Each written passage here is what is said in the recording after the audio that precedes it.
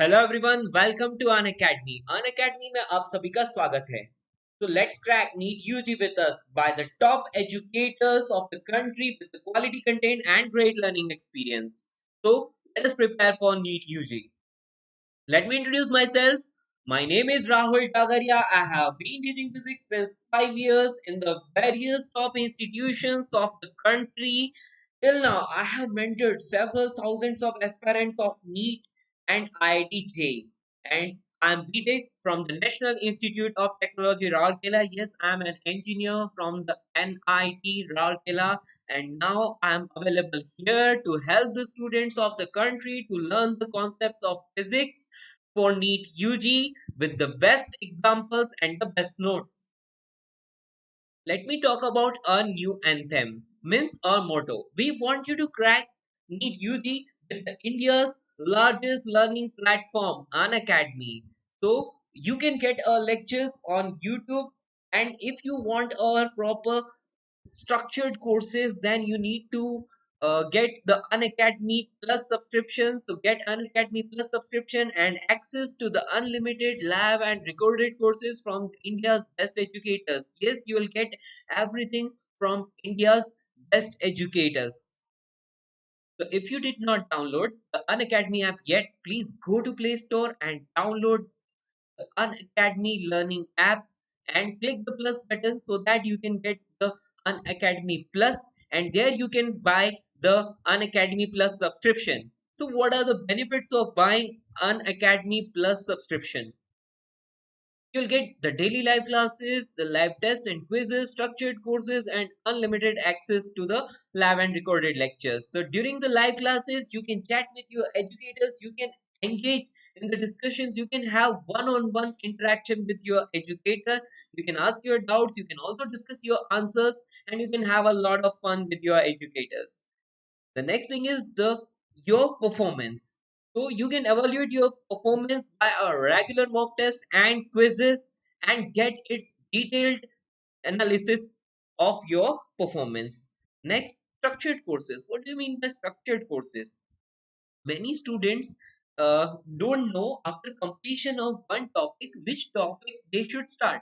तो यहाँ पर आप क्या करेंगे कि अन अकेडमी ऐप पर आप लोगों को सारे स्ट्रक्चर्ड कोर्स मिलेंगे, जो भी आपका टारगेट एग्जाम है उसका कंप्लीट सिलेबस आपको मिलेगा, and that will be in a structured way. So you will get everything in a proper structured manner so that you can easily prepare for your target exam. Next, unlimited access. So you can get unlimited access on the live and the recorded lectures up multiple times. जितनी बार आप चाहें उतनी बार आप recorded lectures को बार बार देख सकते हैं. तो ये सारे benefits आप लोगों को मिलेंगे अन अकेडमी प्लस सब्सक्रिप्शन बाय करने पर. इसके अलावा और भी बहुत कुछ है हमारे पास. So next thing I would like to discuss about the live classes. So you can subscribe our YouTube channel, Unacademy's YouTube channel, where you will get the live lectures by our educators. Daily you will find some educators will be there and delivering the live lectures. But for the great experience and better experience, you need to buy the Unacademy Plus subscription, and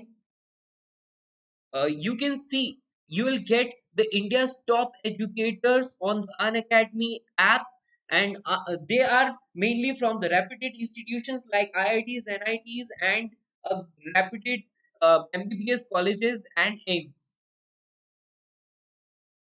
So now I would like to discuss about the subscription. So you can get 1 month, 3 months, 6 months, 12 months, and 24 months subscription. You can see for 1 month the fee is 6,000 rupees. For 12 months it is 30,000 rupees, and for 24 months it is just 36,000 rupees. But if you use my code Rahul D, then you'll get the additional 10% discount, and you need to pay only and only 27,000 rupees for 12 months and 32,400 rupees for 24 months. So yes, I am here to help you. You can get 10% discount in your Unacademy Plus subscription. So what is the benefit? If you join any coaching institute, you need to pay 2 to 3 lakh rupees for the 2 years courses. This is the minimum charges I told you, but here you'll get just for rupees 27,000 for 1 year and 32,400 rupees for the 2 years, where you can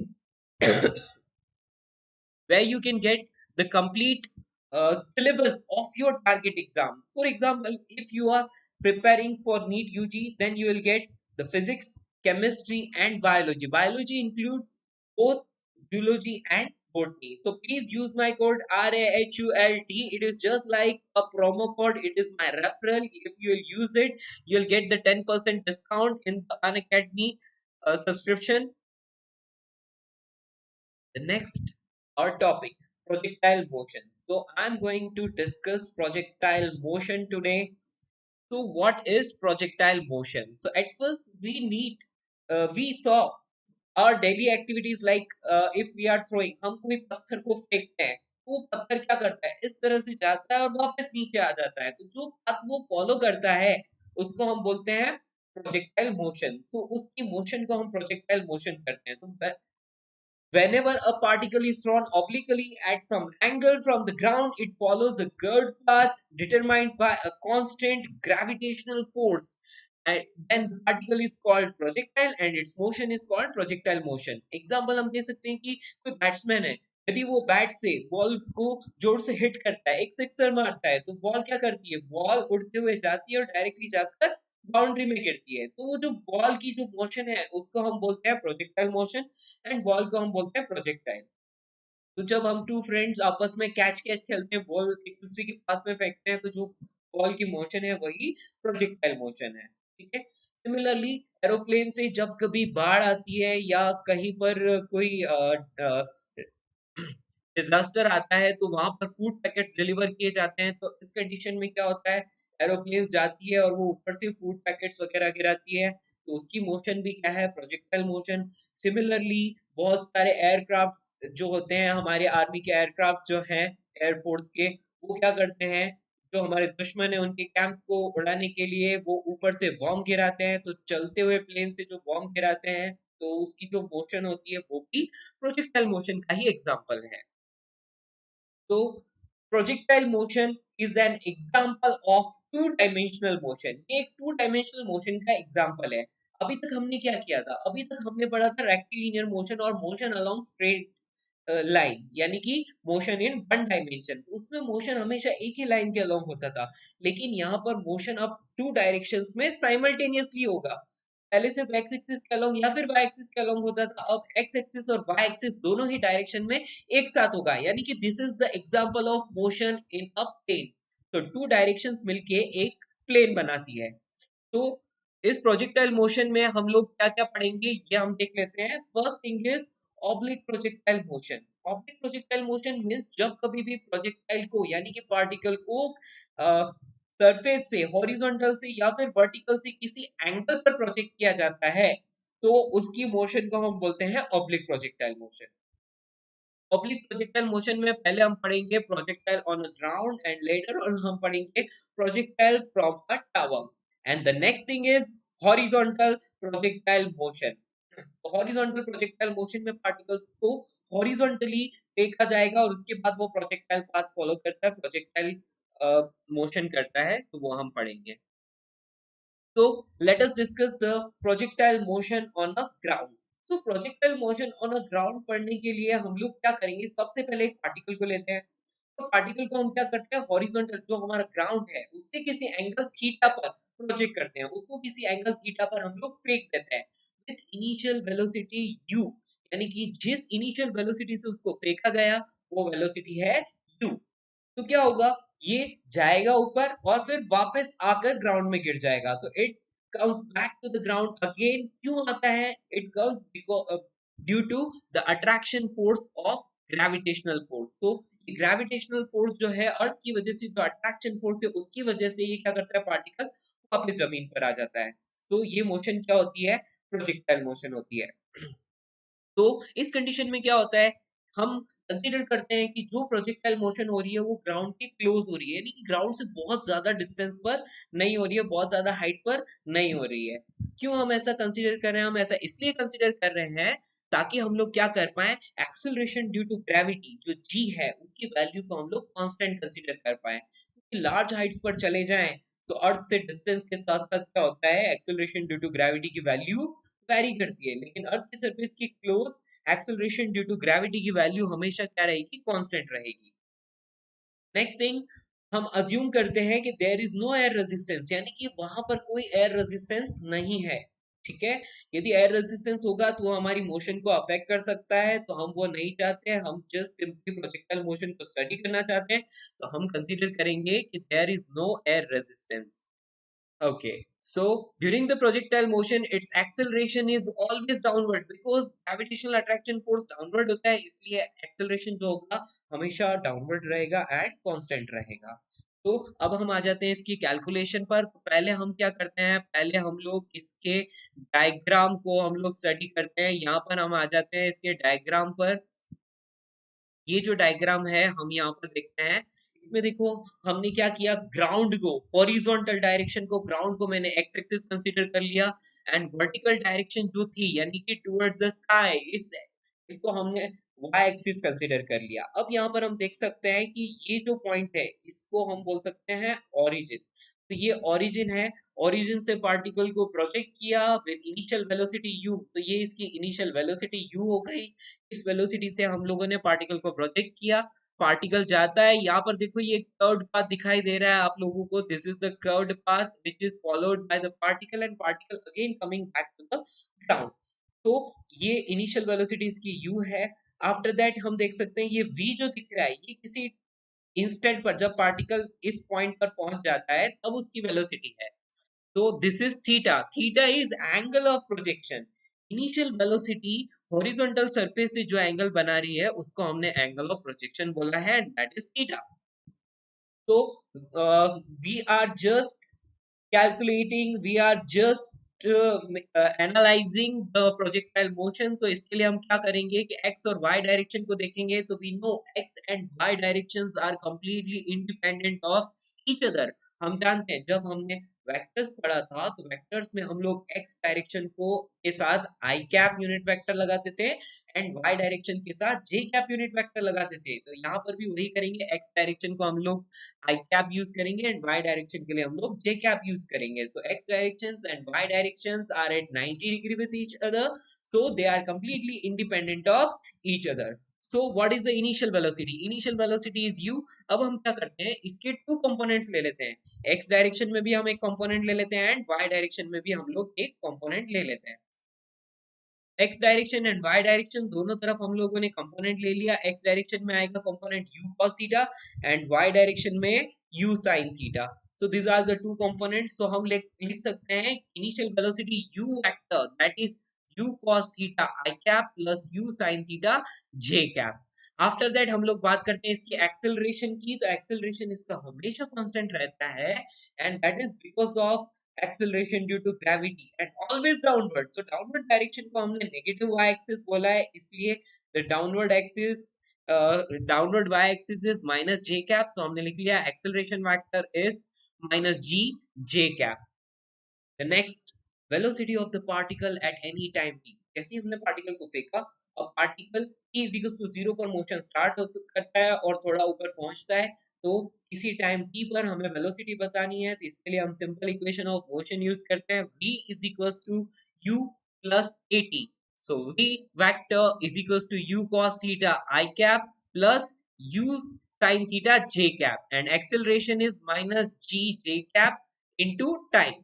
तो हम इनको rearrange करते हैं, हम आई cap के multiples को एक साथ एंड जी कैप के मल्टीपल्स को एक साथ रखते हैं, तो हमें मिलता है u cos theta i cap and u sin theta minus g t j cap. तो ये वाला जो हो गया ये वेलोसिटी का x कंपोनेंट हो गया एंड ये वेलोसिटी का y कंपोनेंट हो गया। इसको हमने vx और vy बोल दिया। तो यहाँ साइड में इस डायग्राम में मैंने शो किया हुआ है इस बॉक्स में vx, vx means x component of velocity at time t that is u cos theta. तो देखो यहाँ पर ये क्या है, ये कांस्टेंट है, ये चेंज ही नहीं हो रहा है।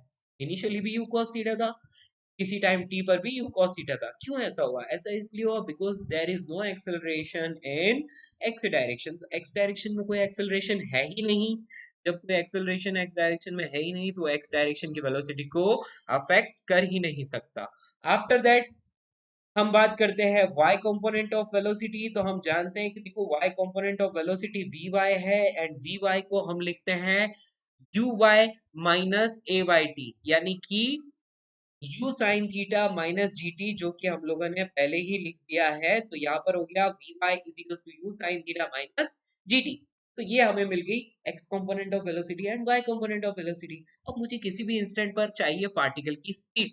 तो स्पीड फाइंड करने के लिए मैं क्या करूंगा? हम जानते हैं magnitude of speed at any instant is called its speed, right? Magnitude of velocity at any instant is called its speed. तो magnitude कैसे find करते हैं? Vx and Vy एक दूसरे से 90 डिग्री एंगल पर है, तो इसलिए हम लोग लिखते हैं कि speed v जो है that is what under root of vx square plus vy square. ठीक है, so this is what speed of the particle at any time t.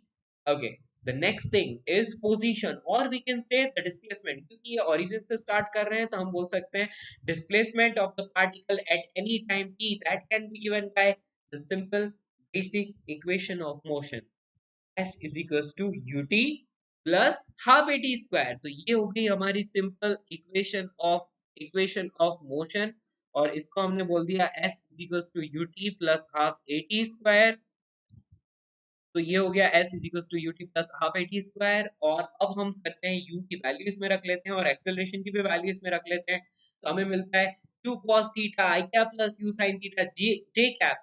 ये तो हो गई u की value into T minus half G T square. अब मैं इसको रीअरेंज करता हूँ, यानी आई कैप के मल्टीपल को एक साथ एंड जे कैप के मल्टीपल को एक साथ रखता हूँ। तो मुझे क्या मिलता है? मुझे मिलता है s is equal to u cos theta into t i cap and u sine theta into T minus half t t square j cap. ये ए जो है, ये ए क्या है? ये एक्चुअली जी है। यहाँ पर हमें लिखना होगा जी, क्योंकि एक्सेलरेशन वेक्टर की वैल्यू जो है वो माइनस जी है। तो ये हो गया minus half G T square, right?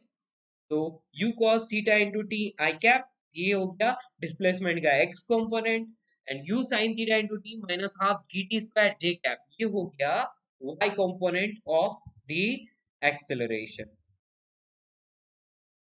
तो हम लोग आगे बढ़ते हैं इसमें।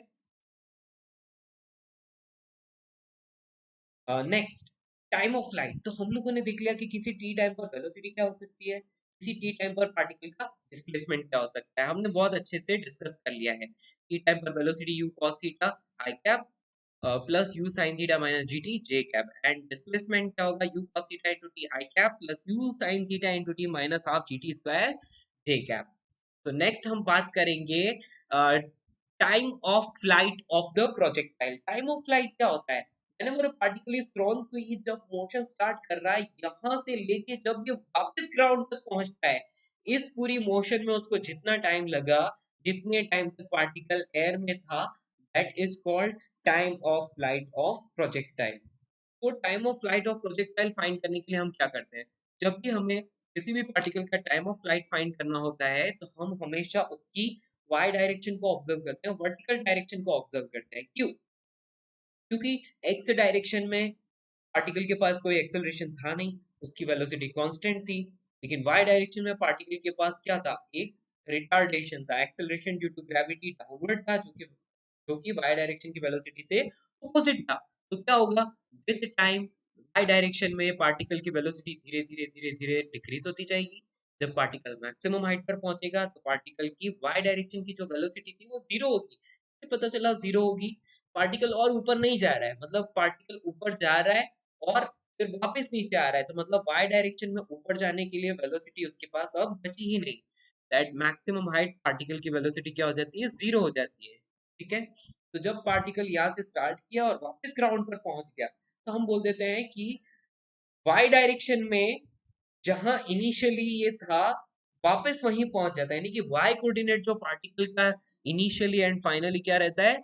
जीरो ही रहता है। So we can say the displacement in y direction is zero. Here you can say displacement of the projectile in vertical direction और y direction during the complete motion is zero. So हम बोल सकते हैं कि at T is equals to time of flight, ये capital T जो है ये टाइम ऑफ फ्लाइट को रिप्रेजेंट करता है।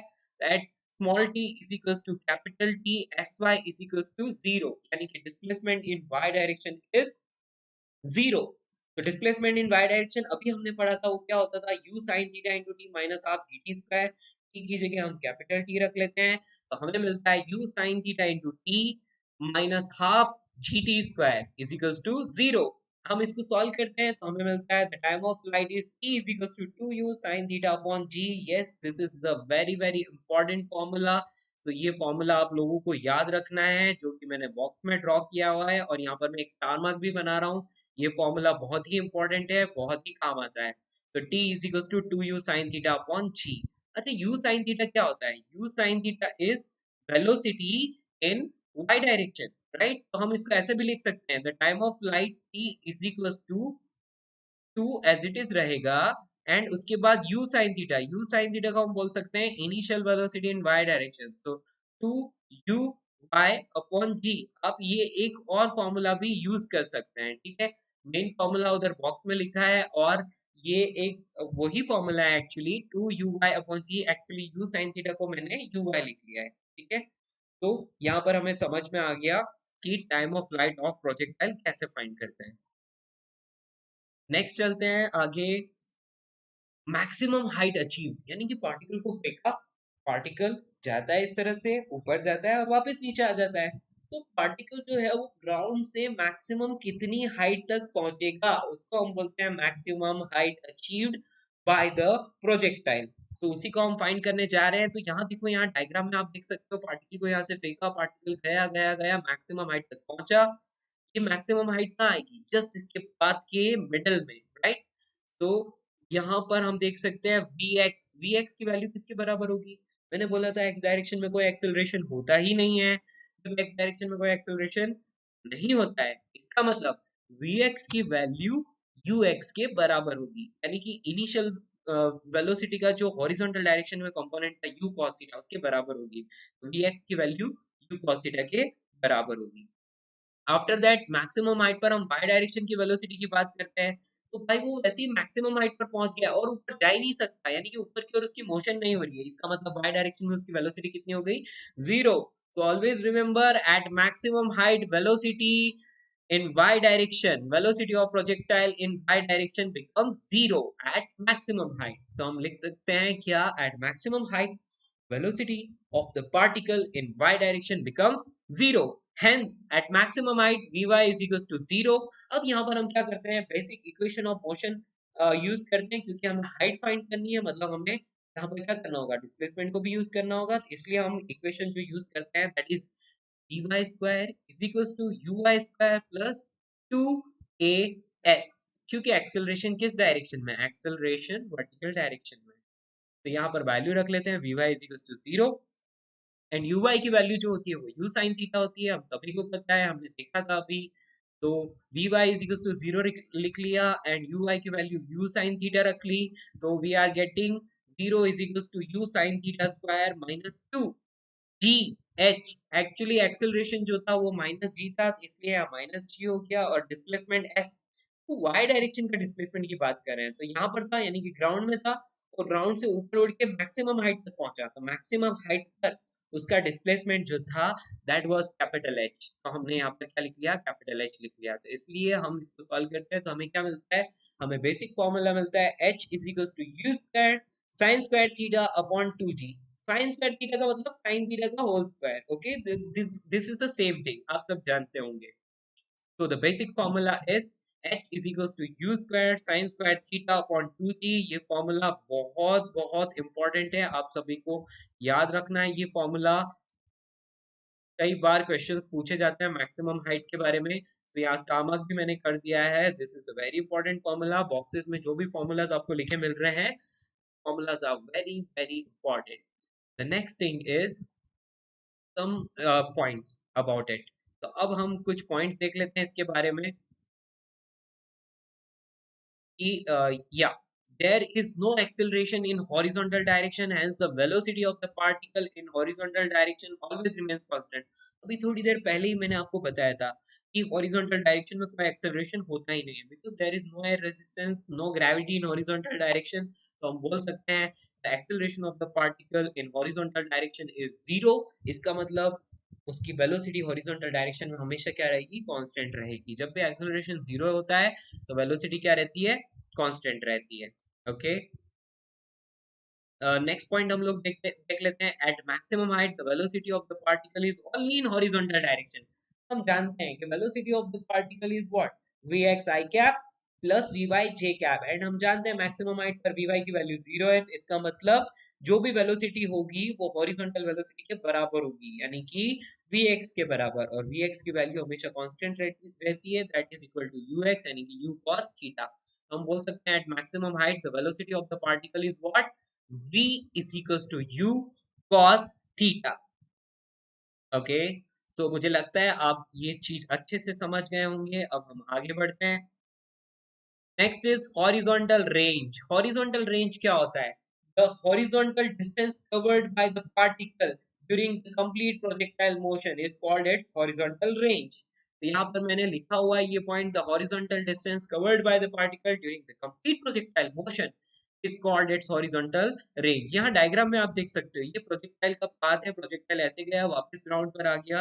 अब पॉइंट ऑफ प्रोजेक्शन यानी कि इनिशियल पॉइंट और फाइनल पॉइंट के बीच की जो हॉरिजॉन्टल डिस्टेंस है उसको हम बोलते हैं रेंज, और इसको हम कैपिटल आर से रिप्रेजेंट करते हैं। ठीक है, तो now the horizontal range can be given by, horizontal range कैसे देंगे, एक्चुअली क्या है, ये हॉरिजॉन्टल डिस्प्लेसमेंट ही तो है पार्टिकल का।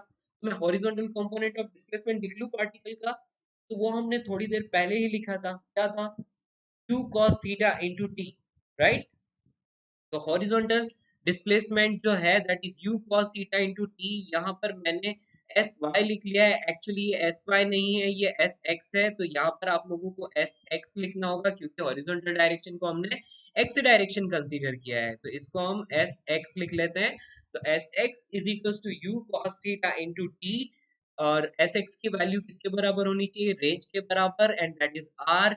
सो यहाँ पर हमें मिल गया r is equal to u cos theta into t, right, क्योंकि कंप्लीट प्रोजेक्टाइल मोशन हमने ली है। तो कंप्लीट प्रोजेक्टाइल मोशन के लिए टाइम किसके बराबर होगा, टाइम ऑफ फ्लाइट के बराबर। तो इसलिए मुझे क्या लिखना होगा, r इज इक्वल टू, यहाँ पर मुझे लिखना होगा u cos theta into T. ठीक है, तो ये हमें मिल गया। नेक्स्ट इज इसको हम लोग क्या करते हैं, सिंप्लीफाई करते हैं, इसमें वैल्यूज रखते हैं। तो इसमें जैसे ही वैल्यूज रखते हैं तो हमें मिलता है r is equal to two you square cos theta sin theta upon G. कैसे आया, हम जानते हैं t की वैल्यू क्या होती है, t की वैल्यू होती है 2u sin theta upon G. सो 2u sin थीटा अपॉन जी जैसे ही हम लोग इस फॉर्मूला में रखते हैं तो हम लोगों को क्या मिलता है, टाइम ऑफ फ्लाइट का फॉर्मूला मिल जाता है, राइट। तो ये हम यहाँ पर रख लेते हैं, u cos थीटा था 2u sin थीटा अपॉन जी, और आ गया तो हमें फॉर्मूला मिला 2u square cos theta sin theta upon G. Very very important formula, ये बहुत ही इंपॉर्टेंट फॉर्मूला है, आपको हर हालत में ये फॉर्मूला याद रखना है। नेक्स्ट थिंग इज, यहाँ पर एक ट्रिग्नोमेट्रिक इनइक्वालिटी हम लोगों को याद रखनी पड़ेगी। ये फॉर्मूला, बेसिक फॉर्मूला हमें याद रखना पड़ेगा कि 2 sin theta cos theta is always equal to sin 2 theta. It is double angle formula. तो यहाँ पर हमें दिखाई दे रहा है, देखो 2 भी है, cos थीटा भी है, एंड sin थीटा भी है। तो sin थीटा cos थीटा 2 इसको मिला के बन जाएगा sin 2 थीटा। तो हम यहाँ पर एक और फॉर्मूला रेंज का लिख सकते हैं, r is equal to you square sin 2 theta upon g। Remember this formula, range is U square sine 2 theta upon G. ये बहुत ही इंपॉर्टेंट फॉर्मूला है। ये सारे फॉर्मूला जो मैंने बॉक्स में डिक्टेट किए हैं आपको हर हालत में याद रखने हैं, बहुत बहुत इंपॉर्टेंट है आपके लिए। एक और फॉर्मूला हम इसके लिए लिख सकते हैं यहाँ पर बेसिकली कि ये जो रेंज है, रेंज को हम बोल सकते हैं r इज इक्वल टू, देखो q तो है ही, u cos थीटा हम लोग ले लेते हैं। u cos थीटा को मैं क्या लिख सकता हूँ, u cos थीटा को मैं लिख सकता हूँ ux।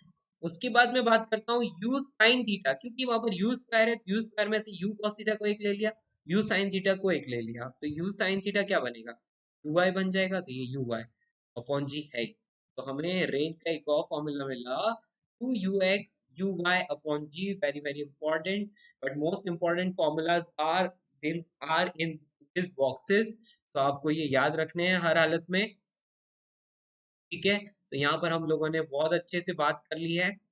अब हम आगे बढ़ते हैं नेक्स्ट फॉर्मूला की तरफ। लेजर पॉइंटर में यूज करता हूँ ताकि अच्छे से आपको हाईलाइट कर पाऊँ। रेंज के दोनों फॉर्मूलाज आपको याद रखने की जरूरत है, क्वेश्चंस आते हैं डेफिनेटली, और बहुत ही स्कोरिंग चैप्टर है ये। आगे बढ़ते हैं, angle made by the velocity, right. मैंने बोला कि पार्टिकल को क्या कर दिया, फेंक दिया, इनिशियल वेलोसिटी यू थी। अब वो क्या कर रहा है, पार्टिकल जा रहा है, एक पाथ फॉलो कर रहा है, कर्व पाथ फॉलो कर रहा है, और किसी इंस्टेंट पर वो किसी पोजीशन पर पहुंचा। तब क्या होगा, उसकी वेलोसिटी की डायरेक्शन ऑब्वियसली चेंज हो चुकी होगी, क्योंकि डाउनवर्ड डायरेक्शन में एक्सेलरेशन है, तो वेलोसिटी चेंज हो रही है उसकी। तो direction of velocity is change. तो मैंने मान लिया कि किसी टाइम टी पर पार्टिकल किसी पोजीशन पर पहुंचा, और उस पोजीशन पर पार्टिकल की वेलोसिटी हॉरिजॉन्टल के साथ अल्फा एंगल बना रही है, ठीक है। इनिशियल वेलोसिटी हॉरिजॉन्टल के साथ थीटा एंगल बना रही थी, एंड किसी टाइम टी पर जो वेलोसिटी पी है वो हॉरिजॉन्टल के साथ अल्फा एंगल बना रही है, ठीक है। तो हम लिख सकते हैं angle made by the velocity with the horizontal at any time T can be given by tan alpha. Actually tan alpha मैंने क्यों लिखा, देखो इस डायग्राम में आप देख सकते हो वेलोसिटी p हॉरिजॉन्टल के साथ अल्फा। तो मैंने क्या किया, इस वेलोसिटी के टू कंपोनेंट्स ले लिए, एक तो हो गया vx जो कि x डायरेक्शन में हो गया, और एक हो गया vy जो कि y डायरेक्शन में, यानी कि हम बोल सकते हैं v cos alpha and v sin alpha. तो यहाँ पर vx and vy two components होते हैं, तो हम बोल सकते हैं tan अल्फा। देखो यहाँ पर एक ट्राइंगल बन रहा है, राइट। तो alpha is perpendicular divide by base, tan alpha is perpendicular divide by base, तो वो मुझे मिल गया tan अल्फा परपेंडिकुलर है vy एंड बेस है vx। vy की वैल्यू हमने थोड़ी देर पहले ही डिस्कस की थी, y डायरेक्शन में वेलोसिटी टाइम के साथ कम होती जाती है, तो वो क्या होती है, u y minus g t, यानी कि u sin theta minus g t, यहाँ पर मैंने लिखा हुआ है। और u नेक्स्ट इज vx की वैल्यू हमेशा ux के बराबर होती है, and that is u cos theta. तो हमें यहाँ पर पता चल गया क्या, कि tan alpha is equals to u sin theta minus g t divide by u cos theta. अब हम क्या करते हैं, यहाँ पर हम इसका इन्वर्स ले लेते हैं ताकि हमें एंगल मिल पाए। तो मैं लिखता हूँ alpha is equals to tan inverse, और अंदर जैसा ये ऊपर वाला फंक्शन था ऐसे का ऐसे रहेगा, यानी u sin theta minus g T upon u cos theta. आप इसकी वैल्यूज रखेंगे तो आपको अल्फा की वैल्यू मिल जाएगी, ठीक है। यहाँ पर u हमें पता होता है, sin थीटा हमें पता होता है, g पता होता है, टाइम पता होता है, cos थीटा भी पता होता है, तो हमें अल्फा की वैल्यू मिल जाती है। So this is the angle made by the velocity vector with the horizontal at any time t। Okay, next next point है, the horizontal velocity of the particle always remains constant throughout the motion. ये हमने पहले भी discuss किया है। तो horizontal component जो भी है वेलोसिटी का, वो क्या रहता है, टाइम के साथ हमेशा कांस्टेंट रहता है, चेंज नहीं होता है। इसलिए हम बोल सकते हैं कि किसी टाइम t पर v का, यानी कि वेलोसिटी v का हॉरिजॉन्टल कंपोनेंट क्या होगा, v cos alpha, and initial velocity का हॉरिजॉन्टल कंपोनेंट है u cos थीटा। तो दोनों की वैल्यू क्या रहनी चाहिए, सेम रहनी चाहिए, because horizontal component of velocity is always constant. So हम बोल सकते हैं कि v cos alpha is equals to u cos theta. Okay, तो हम आगे बढ़ते हैं नेक्स्ट स्लाइड पर। हमने थ्योरीज की जो है वो बेसिक थ्योरी कंप्लीट कर लिया। हमने जो बेसिक जो फॉर्मूलाज हैं ग्राउंड टू ग्राउंड प्रोजेक्टाइल का, वो हमने सारे डेराइव कर लिए। यदि ये फॉर्मूलाज आप लोग याद रखते हैं और इनका एप्लीकेशन अच्छे से सीख जाते हैं, तो इसका मतलब आप लोग हॉरिजॉन्टल आप ground to ground projectile motion को अच्छी तरह से सीख चुके हैं। तो अब हम आगे बढ़ते हैं, हम लोग कुछ बेसिक एग्जांपल्स डिस्कस करते हैं। सो फर्स्ट एग्जांपल देखो, मैंने आप लोगों के सामने लिखा है। फर्स्ट एग्जांपल क्या है, a particle is projected with a velocity 20√3 metre per second at an angle 60 degree with the ground, ground means horizontal, then find time of flight, horizontal range, maximum height from the ground, and time when its velocity becomes horizontal. तो यहाँ पर ये चार questions आप लोगों से पूछे गए हैं, इनके जवाब आपको देने हैं। तो देखो ये चारों फॉर्मूला बेस्ड क्वेश्चन है। क्या क्या दिया हुआ है, इनिशियल वेलोसिटी आपको दी है, यानी कि u दिया है, that is 20√3 metre per second. After that horizontal से आपको एंगल दिया है, यानी कि एंगल ऑफ प्रोजेक्शन दिया है, दैट इज 60 डिग्री। बस ये इंफॉर्मेशन हमारे लिए सफिशिएंट है। तो चलो सबसे पहला क्वेश्चन है टाइम ऑफ फ्लाइट। तो टाइम ऑफ फ्लाइट फाइंड करते हैं। टाइम ऑफ फ्लाइट फाइंड करने के लिए हम लोग क्या करेंगे, टाइम ऑफ फ्लाइट का सिंपल फॉर्मूला है व्हाट 2u/g, यानी कि 2u sin theta upon g। आपको ये सारे फॉर्मूलाज याद रखने होंगे, you have to remember it. तो 2u sin theta upon g, u की वैल्यू कितनी है, यू की वैल्यू 20√3 है। साइन थीटा, थीटा की वैल्यू 60 डिग्री है, तो 60 डिग्री यहाँ रखेंगे, तो इस फॉर्मूला में मिलता है 2, यू की जगह आ जाएगा 20√3 इंटू साइन 60 डिग्री अपॉन जी। तो अब हम इसको सॉल्व करते हैं। हम जानते हैं साइन 60 डिग्री की वैल्यू जो होती है दैट इज √3/2, तो 2 इंटू 20√3 इंटू √3/2 डिवाइड बाय 10, क्योंकि जी की वैल्यू 10 होती है, तो that will be equal to 6 second. यानी कि हमें मिल गया टाइम ऑफ फ्लाइट। ये पार्टिकल यहाँ से स्टार्ट करेगा और वापस ग्राउंड तक पहुंचेगा, इस पूरी मोशन में उसको 6 सेकेंड लगा।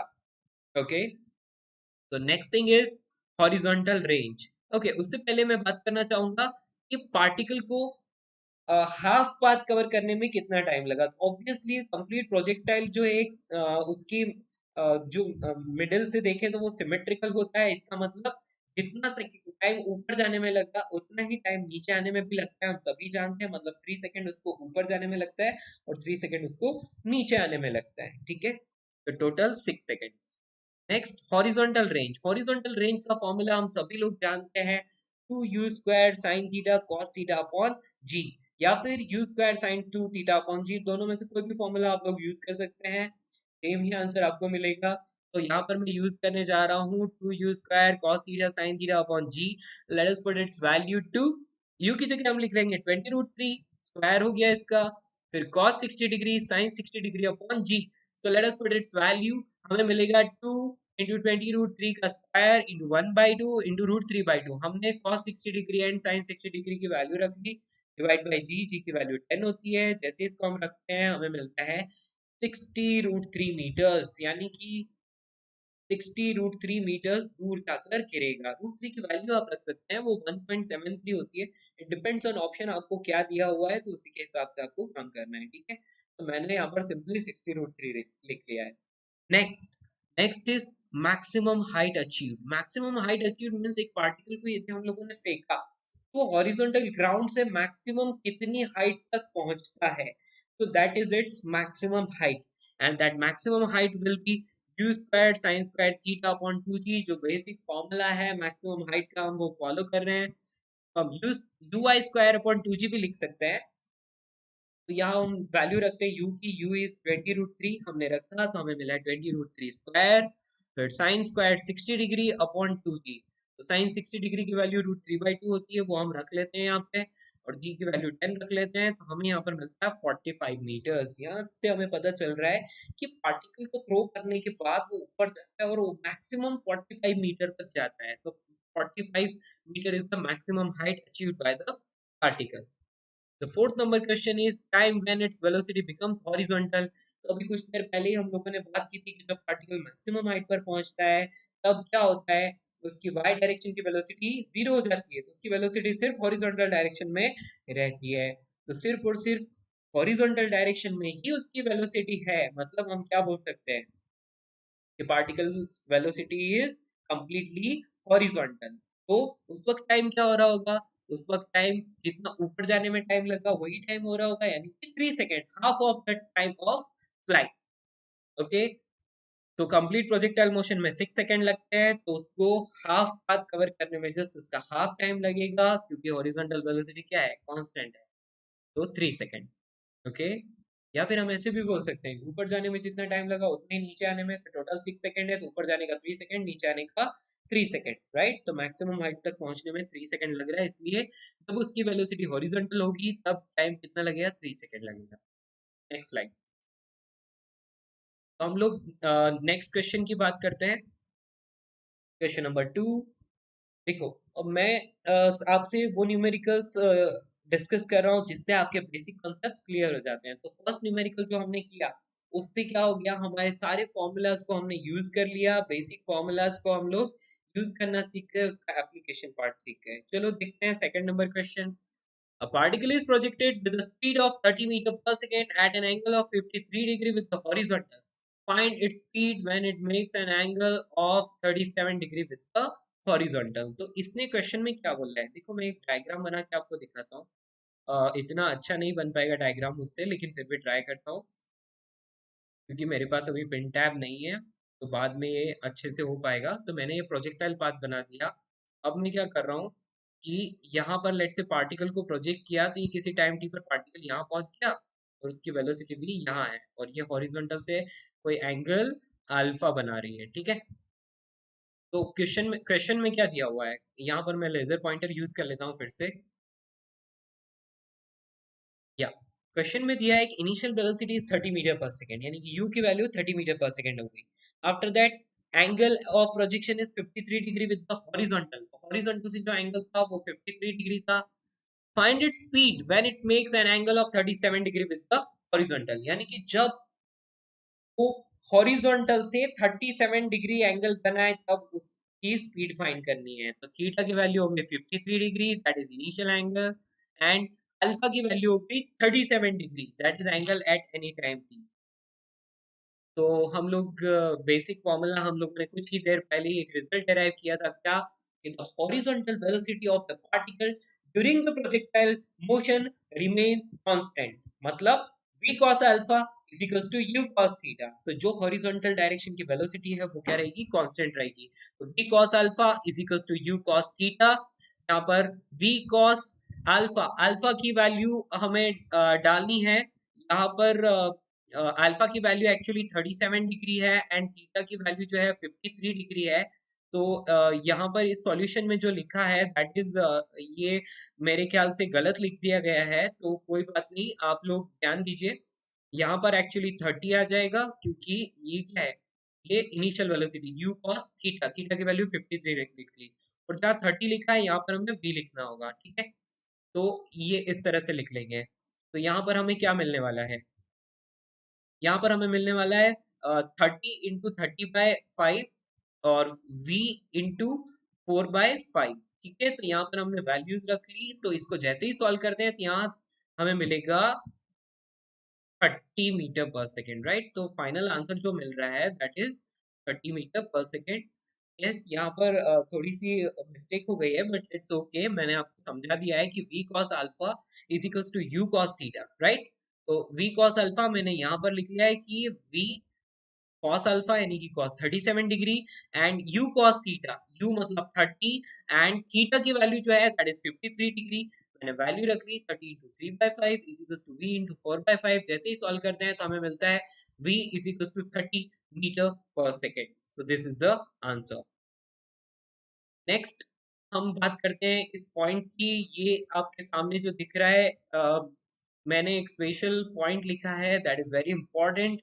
For the angle of projection theta and 90 minus theta, the horizontal range of the projectile will be same, but the maximum height achieved will be different। इसका कहने का मतलब क्या है, इसका कहने का मतलब है कि जब भी किसी पार्टिकल को प्रोजेक्ट किया जाता है तो क्या होता है, पार्टिकल को जैसे मैंने प्रोजेक्ट किया, सॉरी, यदि मैंने किसी पार्टिकल को प्रोजेक्ट किया तो मैं क्या करता हूँ, सेम वेलोसिटी से इसको दो डिफरेंट एंगल्स पर फेंकता हूँ। तो मुझे मिलता है एक प्रोजेक्टाइल मोशन ऐसी दिखाई देती है और एक प्रोजेक्टाइल मोशन इस तरह से दिखाई देती है।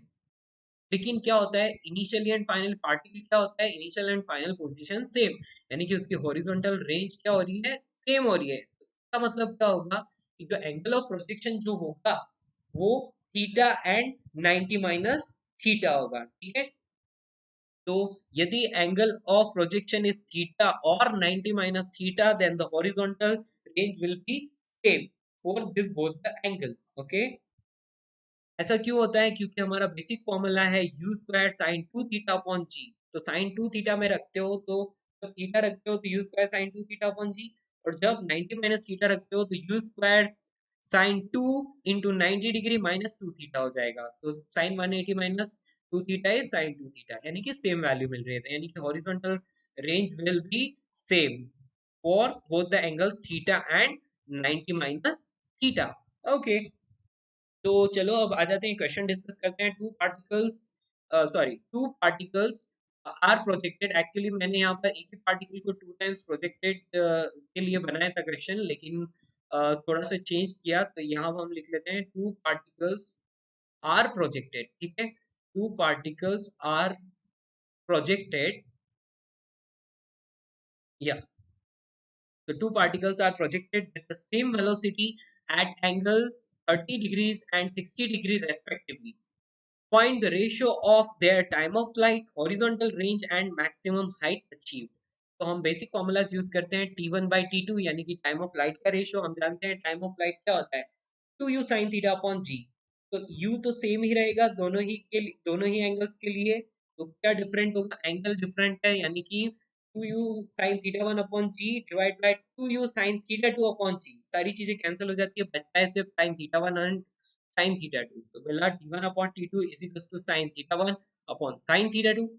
sin थीटा 1 की वैल्यू रख लेते हैं यहाँ पर sin 30 degree and sin 60 degree sin theta 2 की वैल्यू हो गई। तो यहाँ पर हम sin 30 डिग्री की वैल्यू 1/2 रखते हैं, sin 60 डिग्री की वैल्यू रखते हैं √3/2।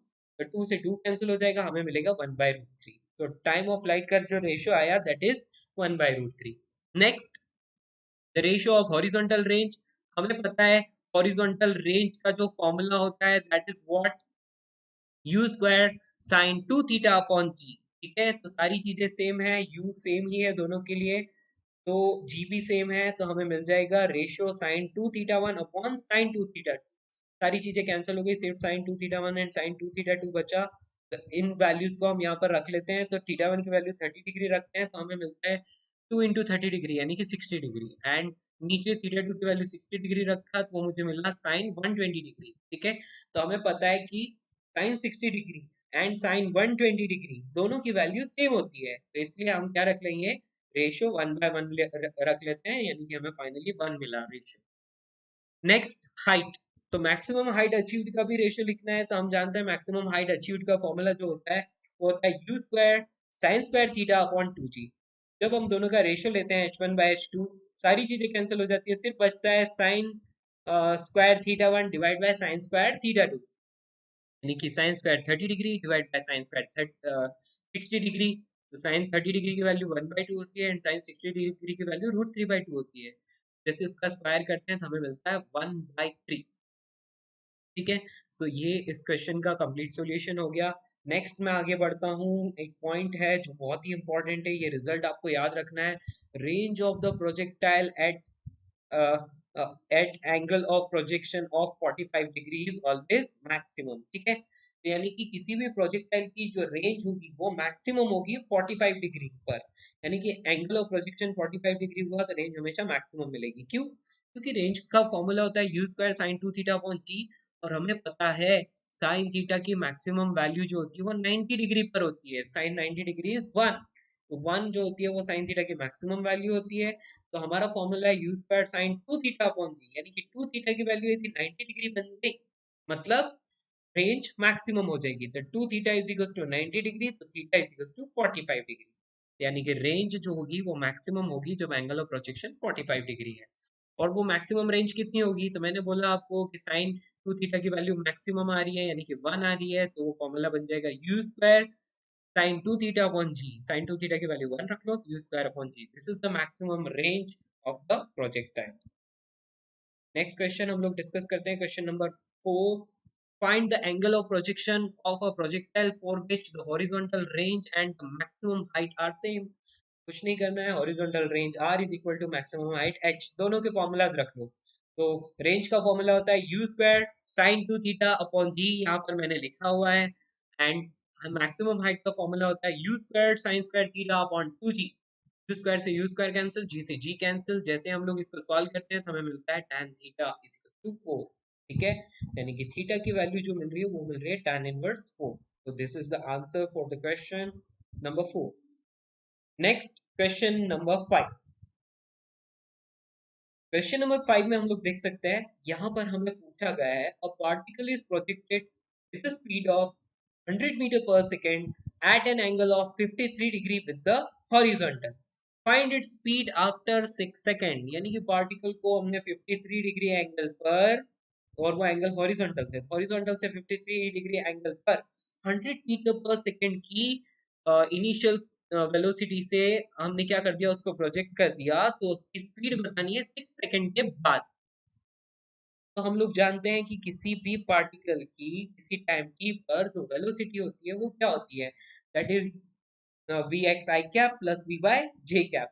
हमने कुछ देर पहले ही सब कुछ डिस्कस किया है। तो वी एक्स की वैल्यू कितनी होती है, हमेशा यू एक्स के बराबर, यानी कि यू कॉस थीटा के बराबर होगी।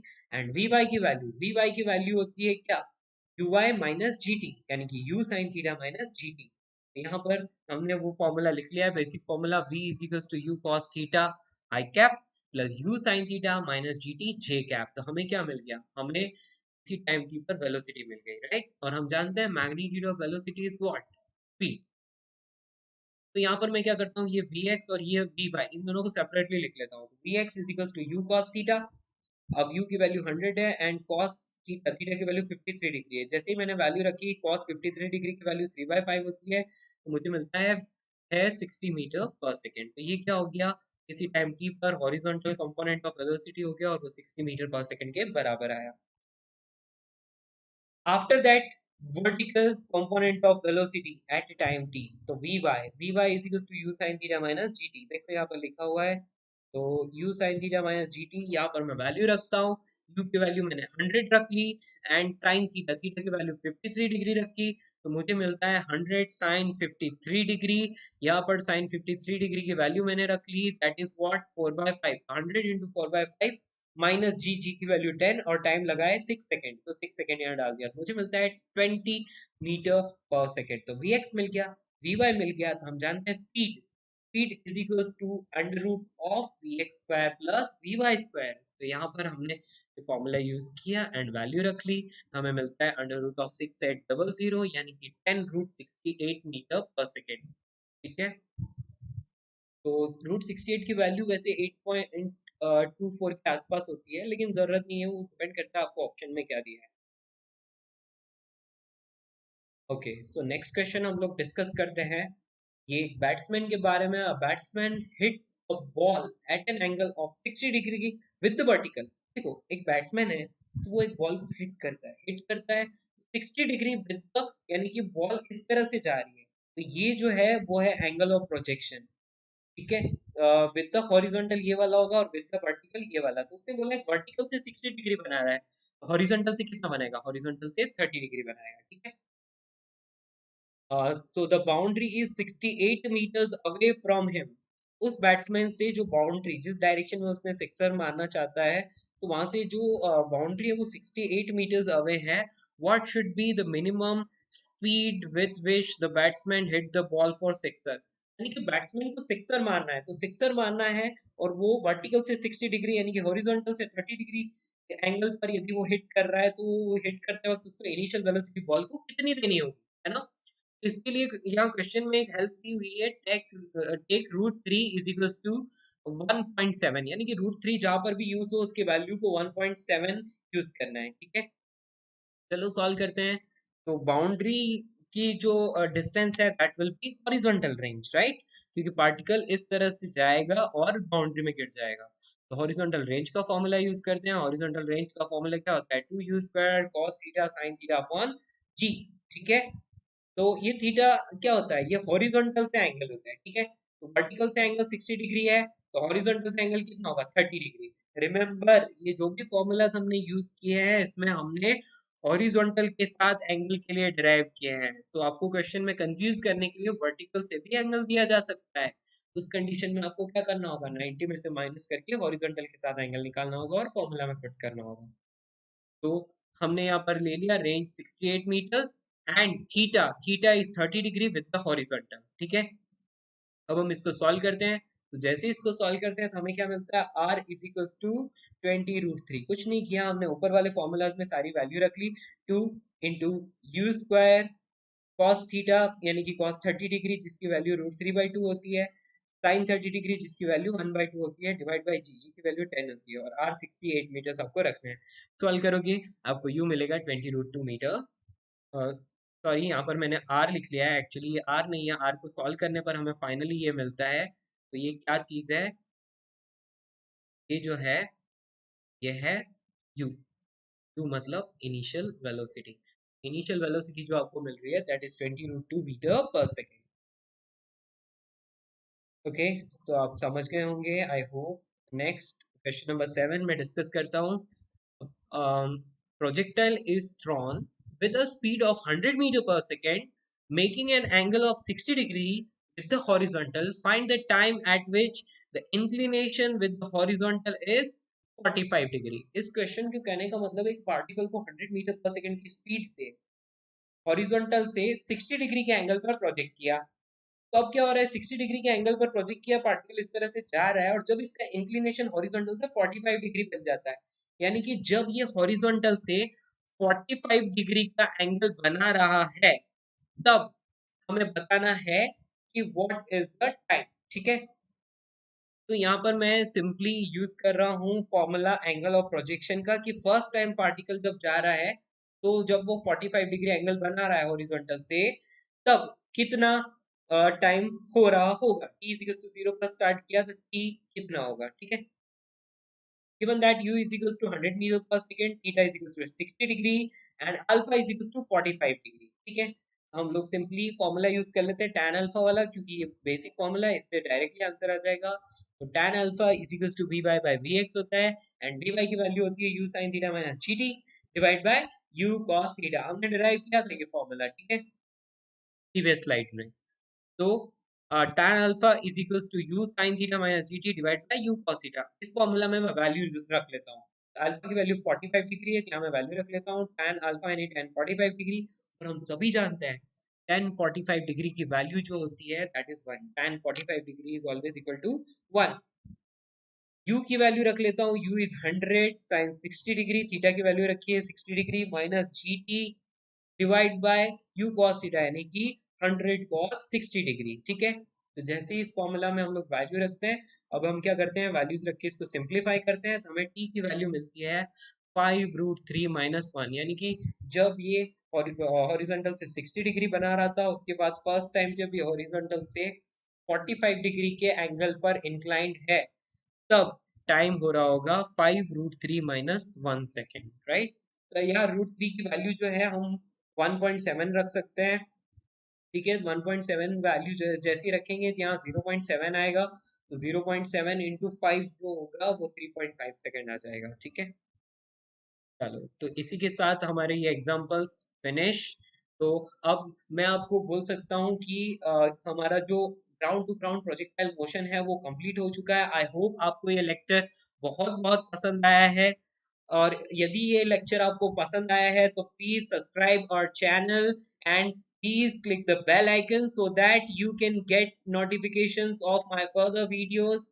So please subscribe our channel and click the bell icon। And time to time मेरी बहुत अच्छी अच्छी वीडियोस आती रहेंगी, डिफरेंट डिफरेंट टॉपिक्स में आपके साथ डिस्कस करता रहूंगा, बहुत सारे एग्जांपल्स एंड अपने नोट्स आपके साथ शेयर करूंगा, एंड आप सभी को पढ़ने में बहुत बहुत मजा आएगा। मेरे आज तक जितने भी स्टूडेंट्स हैं उन सभी को मेरा लेक्चर्स बहुत पसंद आता था, वे मेरे लेक्चर्स बहुत बहुत एंजॉय करते थे। सो प्लीज आप भी एंजॉय करना चाहते हैं तो सब्सक्राइब कीजिए एंड अन अकेडमी सब्सक्रिप्शन आप बाय कीजिए। बिकॉज देखो, किसी भी कोचिंग इंस्टीट्यूट को आप ज्वाइन करते हैं तो आपको इतनी सारी फी पे करनी होती है, minimum 2 lakh rupees 3 lakh rupees आपको पे करना होता है। लेकिन अन अकेडमी में जस्ट आपको 1 ईयर के लिए 27,000 एंड 2 इयर्स के लिए 32,400 रुपीज पे करना होगा।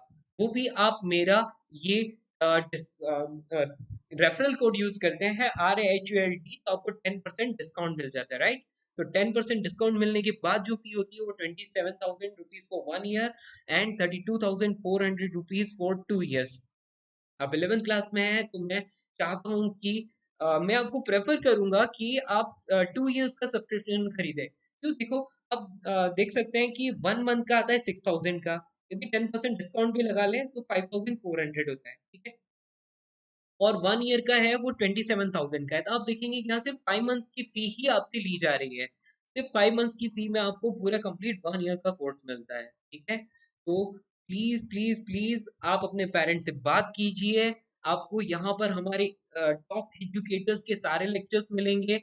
ऐसा जरूरी नहीं है कि आप सिर्फ मुझसे ही पढ़ेंगे। यदि मैं आपको फिजिक्स पढ़ा रहा हूँ, आप मेरा कोड यूज करते हैं और नीट यूजी का आप सब्सक्रिप्शन बाय करते हैं, तो आपको ऐसा नहीं कि सिर्फ फिजिक्स मिलेगी, आपको फिजिक्स केमिस्ट्री एंड बायो तीनों सब्जेक्ट्स आपको मिलेंगी। ठीक है, और विद कंप्लीट सिलेबस। तो जैसे जैसे वीडियोस आपको मिलती जाती है, आपको नोटिफिकेशंस मिलते जाएंगे, आप लाइव लेक्चर्स देख सकते हैं, आप अनलिमिटेड रिकॉर्डेड लेक्चर्स को बार बार देख सकते हैं यदि आपको एक बार में नहीं समझ में आया हो तो ये आपके लिए बहुत बहुत बेनिफिशियल है। आपके लिए बहुत सारे क्विजेस होंगे, बहुत सारे टेस्ट भी होंगे, मॉक टेस्ट होंगे, तो आप अपनी परफॉर्मेंस भी एनालाइज कर सकते हो, अपने एजुकेटर्स से डिस्कशन भी कर सकते हो। तो मैं आपको प्रेफर करता हूँ कि आप अन अकेडमी सब्सक्रिप्शन बाय कीजिए and use my code Rahul D so that you will get 10% relaxation in the subscription fee. Thank you very much. फिर मिलेंगे, मेरी और वीडियोस आती रहेंगी। प्लीज सब्सक्राइब द चैनल ताकि आप लोगों को नोटिफिकेशंस मिले और इसी प्रोजेक्टाइल मोशन को हम आगे से आगे कंटिन्यू कर पाए। उसके बाद circular motion, laws of motion and many more, बहुत सारे टॉपिक्स, बहुत सारे कोर्सेज मैं आपको इंट्रोड्यूस कराने वाला हूँ। सो हम लोग बहुत बहुत एंजॉय करने वाले हैं। आज के लिए इतना काफी है। Bye bye.